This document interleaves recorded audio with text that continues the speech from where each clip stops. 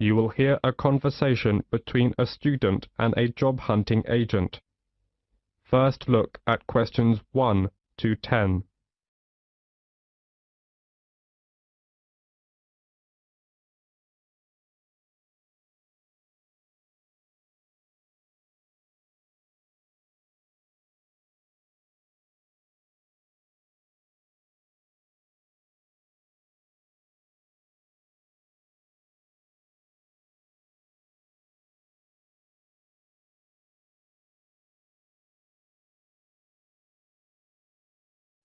Now we shall begin. You should answer questions as you listen because you will not hear the recording a second time. Now listen carefully and answer questions 1 to 10.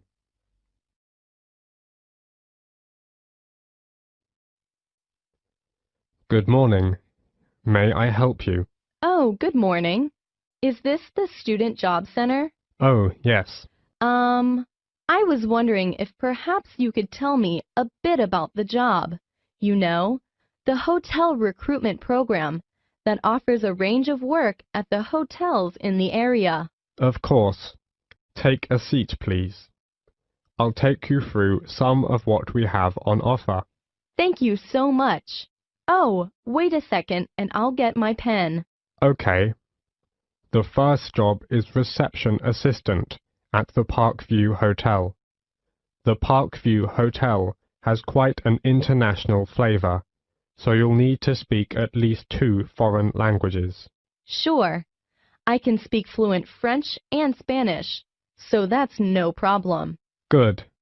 And many guests, of course, travel by car, and you may have to take their vehicles around to the car park, so you will need to have a valid driving license, and you will not be allowed to do the job if you haven't. Okay, I got that. Right. And they also say that basic computer skills, such as word processing, would be an advantage, although this isn't a requirement. Well, I just got my computer skills certificate, so I have no worries about that. This is quite a varied job. And in fact, I should point out that at certain times of the day, it would involve heavy lifting, when guest luggage arrives, or perhaps deliveries come in. Is that okay for you? Well, it's hard to say at this moment, but I'll bear that in mind when deciding whether to apply for this post. Sure. Another job is general assistant at the Lakeside Hotel. To be honest, the pay is rather low, but there are compensatory factors. For example, the hotel will provide you with all your meals while you're working, and they will also train you in all the aspects of the job and then issue you with a certificate, which, of course, could be very valuable to you in the future. Oh, that sounds great. Now, the third job on offer is catering assistant at Hotel 98's smart new premises. As you know, this hotel is popular with exclusive travelers, and so you'll need to wear the distinctive staff uniform, which you're provided with. Don't consider this job unless you're fairly flexible about when you work, as the hotel will require you to work nights for this job, and you will need to travel to and from the hotel, as it is situated just outside the city. Well, I'm afraid I can't manage that because of the lectures. Okay, I get the picture. So, which one will you prefer? Reception assistant at the Parkview Hotel or general assistant at the Lakeside Hotel? Well, I guess I still couldn't make up my mind right now. Can I have a few days to think about and go back to you later? That's no problem, and there are a few things I need to clarify with you. If you would like to apply for one of these jobs, you will need to follow the recruitment process. So the first thing you'll need to do is to fill in one of these, a personal information form. It's pretty straightforward, and should only take you a few minutes. Once you've done that and handed it in, we'll give you a questionnaire about your skills. We then look through the information about you and pass on our recommendations to the relevant hotel. Yes, sure. You will then proceed to the next step of the process and attend a general course of training. This is designed to be helpful and realistic, so an important part of the course is role-play activities. That sounds interesting. Yes, indeed. And after that, the final step is that you will be contacted by the hotel you're going to work for, and they'll post you a video about themselves and the work involved. Watching this will constitute further and specific training for your job. Oh, yes. I think I'm very clear now. Thank you for helping me. It's a pleasure. Bye. Bye. That is the end of part 1. You now have half a minute to check your answers.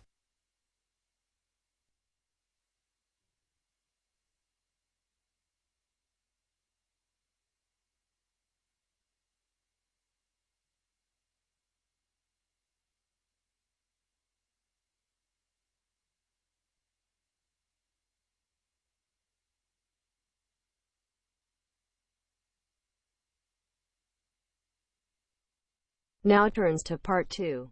Part 2.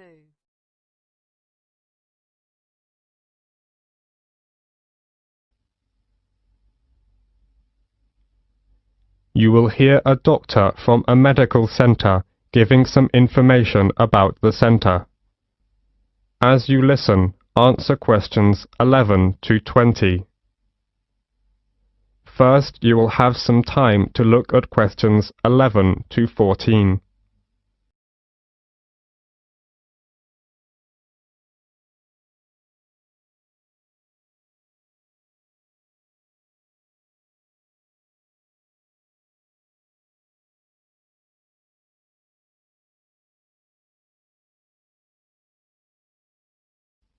As you listen, answer questions 11 to 14. Section 2. Good morning, everyone. I'm John Smith, the General Practitioner of London Fields Medical Centre, and I'm very glad to give you a brief introduction about our practice and some suggestions about how to see a doctor here. Our receptionists are usually the first point of contact and are here to help you. They have a lot of information to hand, and in most cases will be able to help you with your inquiry, ensuring you see the most appropriate clinician. Okay, right. Well, the first thing to do is to register. We can only accept new patients who live in our practice catchment area. To register with us, you will need 2 proofs of address, such as bank statements or tenancy agreements, plus 1 form of ID, such as passport or driver's license. If you are foreign nationals, then you'll have to register as a temporary visitor. Then, fill in this form. It's a medical history form. You have to give details of any illnesses you have had. Then, you also need to write down if you've got any allergies. Okay? This as well as that. We need to know if you've had any operations. And, last of all, you have to give full details of current medication you may be on. This as well as that. You need to fill in this registration card. This is for your personal details. That's your full name, address, and telephone numbers. Okay? And we also need to make an appointment for you to see the doctor for a new patient health check. It'll just take about 15 minutes, that's all. It's just a basic checkup, really. Before the speaker goes on with his introduction, look at questions 15 to 20.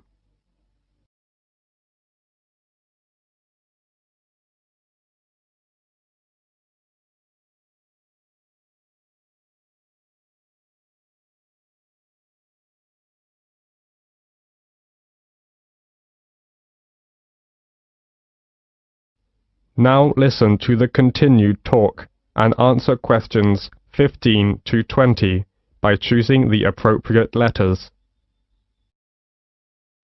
Okay then, let me tell you something about the health centre. We have 5 GPs here, general practitioners. We also have a practice nurse who looks after minor injuries. She can also administer some treatments. We also have a chiropodist. That's a foot specialist. She's private, which means you have to pay for the service, unless you're over 65. If you want to see a doctor, you have to make an appointment first. Please call our main switchboard number on 0207 923 8100 to book an appointment at either our main practice or one of our branch surgeries. You can also email for an appointment on londonfieldsmedical@nhs.net. Urgent cases are seen on the day. If your condition is non-urgent, you can expect to see a GP within 2 working days, though you may have to wait longer if you want to see a particular GP. If it's an emergency, you'd better come straight here to the centre. One of the doctors can usually see you. Or you can go to the emergency department at the hospital in town. If you are very sick, you can ask for a home visit as well.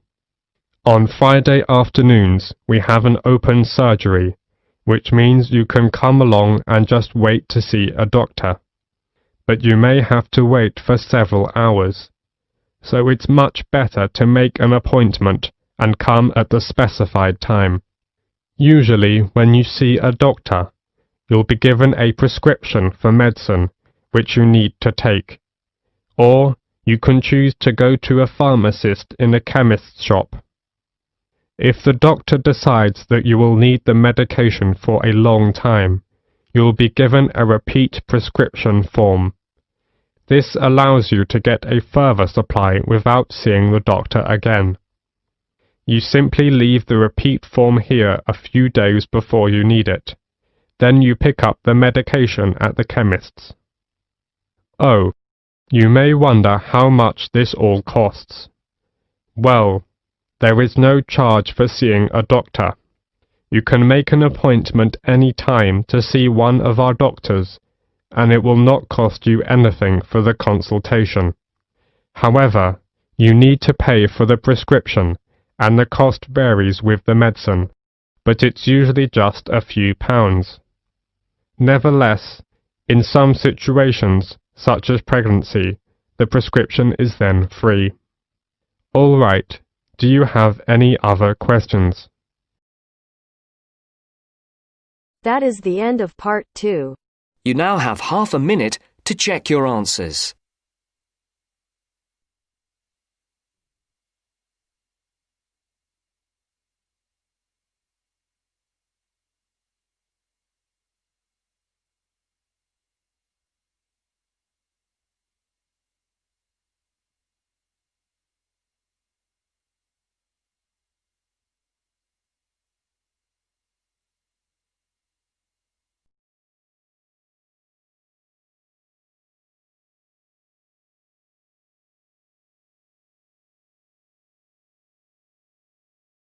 Now turns to part 3.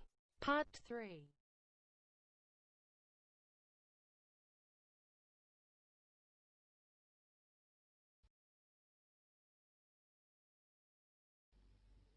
In a moment, you are going to hear a conversation between a professor and his student Alicia. As you listen, answer questions 21 to 30.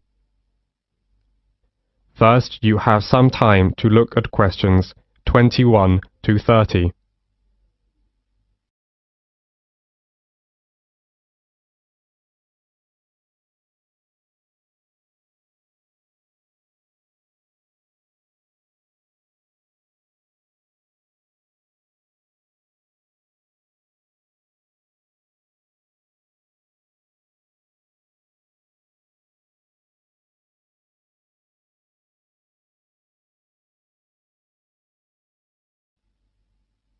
Now, listen carefully to the conversation and answer questions 21 to 30. Section 3. Until recently, we knew almost nothing about how important bees are in maintaining natural diversity. Now we know more about them. We know, for example, that bees fall into two categories: wild bees and domesticated honeybees. A main reason for the domestication of bees has always been the production of honey and beeswax. We also know that honeybees are the dominant pollinators. In addition to bees, wasps, moths, butterflies, flies and beetles, as many as 1,500 species of bird and mammals serve as pollinators. Many crops of commercial importance, such as almond, cherry, avocado pear, watermelon, cucumber, rely on pollination by insects. And of these insects, bees are by far the most important. Animals and insects provide pollination services for over 3/4 of the stable crop plants, and for 80% of all flowering plants in the world. The economic value of animal pollinators to world agriculture has been estimated to be $200 billion per year. Pollination is one of nature's services to farmers, so think about this. If you eliminated the pollinators, it would take the food right out of our mouths. We biologists never imagined we'd see the day when wild plants or crops suffered from pollinator scarcity. But, unfortunately, that day has come. In fact, farmers in Mexico and the US are suffering the worst pollinator crisis in history. So, what happened? Any ideas? Alicia? It is, because of natural enemies? I read something about a kind of parasite that's killed lots of bees. It's true. An outbreak of parasitic mites has caused a steep decline in North American populations of honeybees. But parasites aren't the only factor. What about the pesticides used on farms? All those chemicals must have an effect. Most definitely, yes. Pesticides are a major factor. Both wild and domesticated bees are in serious trouble because of pesticides. In California, farm chemicals are killing around 10% of all the honeybee colonies. Agriculture in general is part of the problem. Another example is the monarch butterfly. Millions of monarchs from all over the US and southern Canada fly south every year in late summer. The monarch is the only butterfly that returns to a specific site year after year. Unfortunately, the herbicides used in the milkweed in the Great Plains are taking a toll on monarchs, and fewer of them are reaching their winter grounds in Mexico. In a recent field study at Cornell University in the US, it was found that monarch butterfly caterpillars eating corn-toxic pollen blown onto milkweed plants near cornfields had suffered significant adverse effects, leading to death of nearly 20% of the caterpillars. Wow, 20%! That's so tragic. And it's more than that. There are over 1,500 species of butterflies in the Indian subcontinent, but their population is dwindling because of environmental changes. Many man-made environmental changes like deforestation, extension of farming, and unrestricted urbanization are threatening some species of butterflies to extinction by destruction or disturbance of their larval as well as adult food plants, feeding grounds and shelters. Many of the most spectacular and endangered species have various levels of protection under local legislation. However, there is a major trade in the spectacular tropical species for incorporation in ornaments and souvenirs. The international demand for insects is greater than most people realize. Yes, indeed. I once read an article about another important pollinator, the long-nosed bat. These amazing animals feed on cactus flowers, but they are having a tough time too. Some desert ranchers mistake them for vampire bats, and they've tried to poison them or dynamite the caves where they roost. Yes, we must recognize that pollination is not a free service, and that investment and stewardship are required to protect and sustain it. So what can be done about this situation? Well, wildlife farming, based on sustainable exploiting wild creatures, can help to save endangered species like butterflies and their habitats. Besides, gardeners, orchard growers, farmers, and urban dwellers can switch to more pollinator-friendly organic methods of cultivation to reduce wildlife exposures to insecticides, herbicides, and fungicides. That's right. Actually, the focus on beekeeping needs to change from conventional honey production to crop pollination.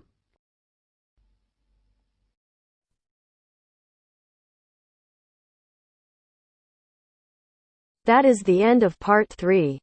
You now have half a minute to check your answers.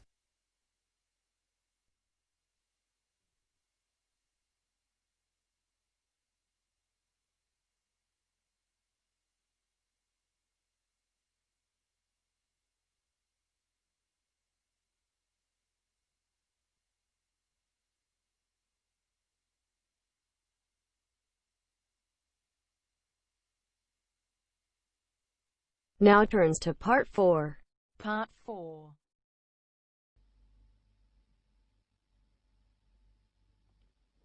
In a moment, you are going to hear a talk about movies. As you listen, answer questions 31 to 40. First, you have some time to look at questions 31 to 35.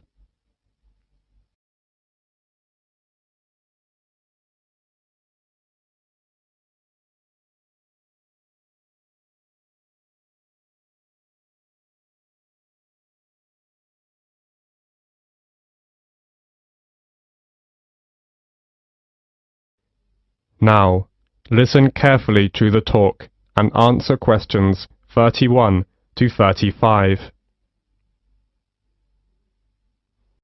Section 4. The London Eye. Today I want to focus on some of the major sites that attract tourists to cities, and I am going to begin with the London Eye. The London Eye is London's newest major tourist attraction. It is a huge wheel designed to celebrate the millennium year 2000, so it's also known as the Millennium Wheel. It stands at Millennium Pier on the south bank of River Thames, close to the south end of Westminster Bridge, and within an easy walk of the Houses of Parliament and Big Ben. Though it looks like a huge Ferris wheel, the London Eye is no fairground thrill ride, but a slow and stately way to experience London in a unique way. The London Eye is the UK's most popular paid-for visitor attraction, visited by over 3.5 million people a year. The eye was built between 1998 and 2000. It seems remarkable that a site that has so quickly become a symbol of modern London has been around for such a short time. It took fully 7 years from start of the design process to create the eye. It was intended to stand for only a few years, but it proved to be such a popular attraction that the decision was made to make the wheel a permanent feature of the London landscape. The eye was sponsored by British Airways, and for several years after opening, it was referred to as the British Airways Millennium Wheel. Today the London Eye is under the ownership of the London Eye Company, a subsidiary of Merlin Entertainments Group Company. Constructing the Merlin Entertainments London Eye was a massive challenge. It's the tallest cantilevered observation wheel in the world, rising high above the London skyline at 135 meters. It was a piece of daring innovation and revolutionary design which combines the best of British design, architecture, and engineering with an exceptional team of experts. Before the talk goes on, you have several seconds to look at questions 36 to 40.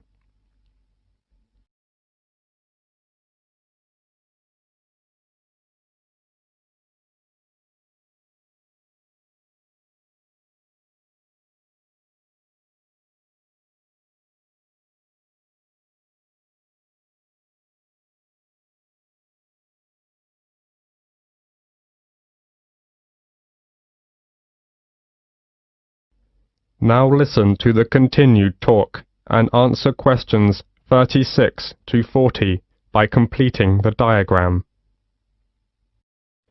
So, how is that great wheel held up? How did it get there?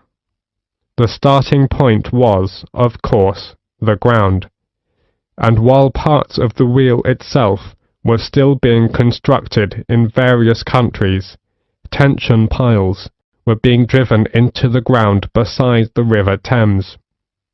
This was the first step, and once these were securely in place, a base cap was installed over them as a kind of lock, with 2 giant plinths pointing up, onto which an A-frame was attached, like a giant letter. The wheel was supported on huge A-frame legs, made up of 2,200 tons of concrete on 44 concrete piles set 33 meters deep in the earth.